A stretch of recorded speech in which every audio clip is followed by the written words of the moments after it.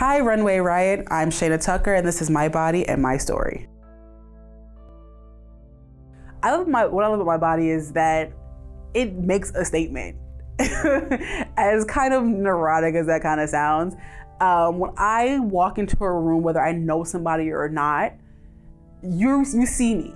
You, not even necessarily about recognizing me, but you see me. You can't deny my presence. And I love that. I love that I can walk into a room and be like, and people are looking at me like, who is this girl? Whether or not they want to admire me, whether or not they don't like me, that's completely irrelevant. Whether or not they want to come and talk to me, don't care. But when I walk into a room, I like that I make a statement. And at one point, I never liked that. At one point, I wanted to kind of just hunch and like kind of slide onto the side. But now, especially if I'm looking cute, oh, it's over. If I am beat for the gods with a good eyebrow day, oh, it's over.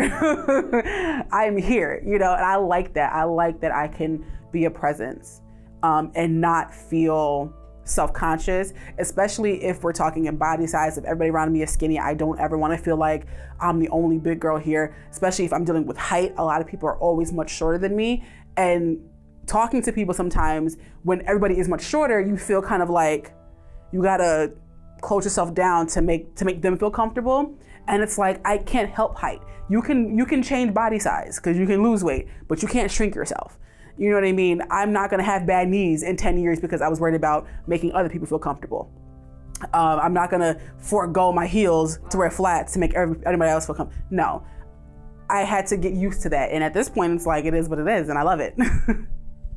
Well, I think we're all entitled to glamour because glamour doesn't have a size. I don't see anywhere where it said only size 204 are allowed to be glamorous. That is never the case. For me, it's like, if you weren't paying my bills, if you were not buying my clothes, then you are not entitled to tell me how I should feel, how I should dress, and you know, what level of glamour I'm entitled to. I feel like if that's what I want to wear that day, if I want to wear faux fur that day, I'm going to wear faux fur that day. Because I'm allowed to. I'm still a woman, I'm still a young woman at that, and I think fashion is a part of my life, therefore I shouldn't be ostracized from fashion because I'm a size 16, size 18. That doesn't make any sense.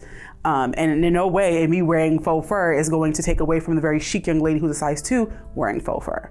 So that's the way I look at it. When I was younger, I did feel ostracized from fashion. As a young adult, college and into my adult years, no, because I made a point not to be ostracized. I made a point to go to H&M and Forever 21 prior to them having plus size sections. I went to American Apparel, which doesn't even carry plus size, but I still shop there. I went to stores that were considered straight size only and bought what I liked. So I made a point not to ostracize myself. I was like, no, you can say I'm not supposed to be here, but guess what? My money is still green and I'm gonna shop. My relationship with my body over the last few years is definitely a journey. I can distinctly remember saying when I was young, when I was probably about 16, maybe 17, that I wanted to get liposuction on my thighs because I hated them. I remember saying that I wanted to get rid of my stretch marks on my back fat, all of those type of things. But the reality is, for me, I have been an athlete my whole life. And I've been the same size, or at least I've fluctuated within a couple of sizes my entire life. So therefore, I was like, okay, this is the body that I'm going to have.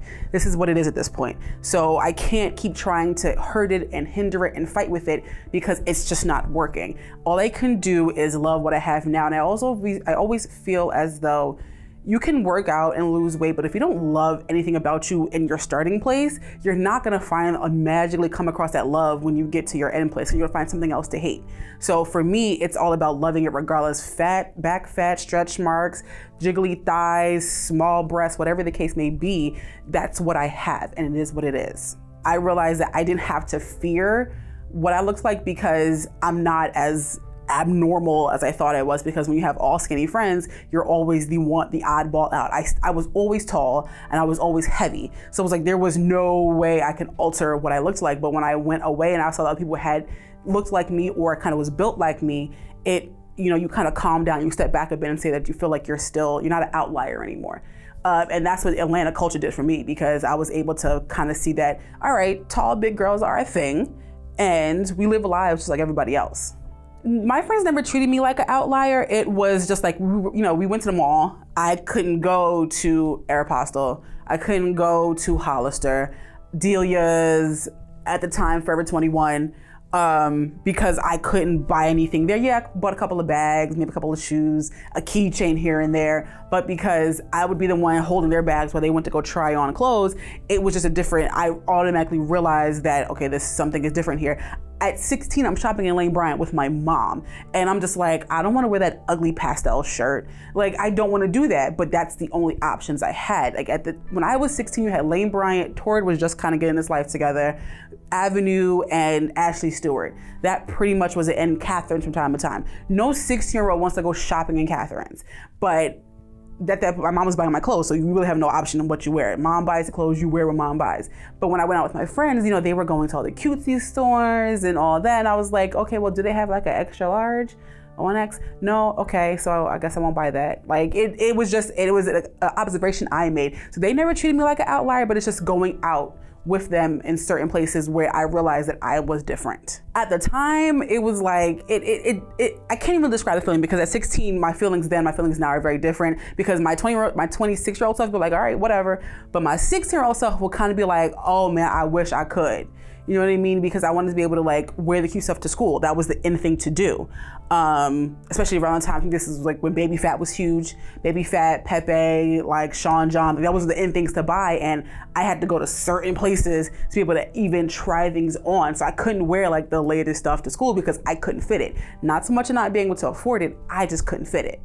My feeling towards access of fashion for plus size women, we've come a very long way. Do I think we're perfect? Not by a long shot, but I think we definitely have seen major growth. We're not just talking Lane Bryant, Avenue, Ashley Stewart, Catherine's anymore. You're looking at brands like Forever 21 who actually do have a really well produced plus size line for affordability. Like, the mannequins upstairs are so boring, but you go downstairs to the straight size and they are all jazzy and they're posing and they have glitter and glitz and glam, and you go upstairs and it's like womp womp. Like, you're not pushing, like, it takes bloggers like myself to wear something from a certain brand, jazz it up, and it's like, oh wait, I never thought of wearing that. My shape, I always thought I was a little funny because I'm actually not as curvy as typical plus models or some of the other plus bloggers. I'm actually very straight, but slightly larger on the bottom than I am on the top. So I'm like somewhere between a rectangle and a triangle. It's really weird. So I can wear like a 1X at the top, but I have to wear a 2X at the bottom.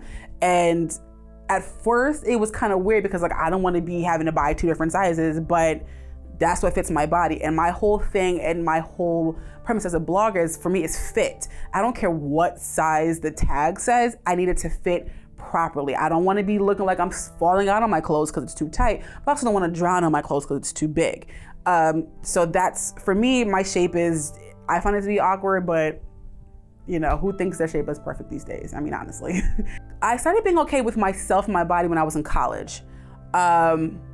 Mainly because I went to a very small school, so everybody knew me anyway, but it was just a point where I started living just carefree in what I wanted to do. Like, I got tired of trying to fit a box of what I'm supposed to look like, what I'm supposed to do, how I'm supposed to feel, how I'm supposed to dress. I got tired of that. I don't have time for that. And I started realizing that if somebody is not invested in your life, their opinions of you has no nobility to it. Before, when I would go out with my friends, I'm like, okay, I have to look cuter than her because I have to dress this way because I know she's gonna wear this. And I was like, that's too much work. That's too tiring for me. But when I started wearing what I like to wear and showing off how I felt, then it came much easier for me because now my confidence is coming from the inside out. I'm not trying to fake confidence because it's very easy to fake confident. That's very easy to do. But when you are truly embodying all of your confidence, all of who you are as a woman, that exudes so much quicker and you don't have to worry about nobody else but yourself. I was on a set for People Style Watch, and there were I was one of the 2 plus size girls, but the other plus size girl was on the smaller side of plus, can still shop straight size. And so all the other girls are half my body size. And the fact that they didn't treat me like, oh, well, the plus size girls here, like, they put me in a 2-piece, which I was so excited about. I was so happy. They didn't cover me up. They didn't force me to be in a sarong, although, because all of us were in cover-ups at one point. So everybody, I was mixed in the same way as the straight size girls.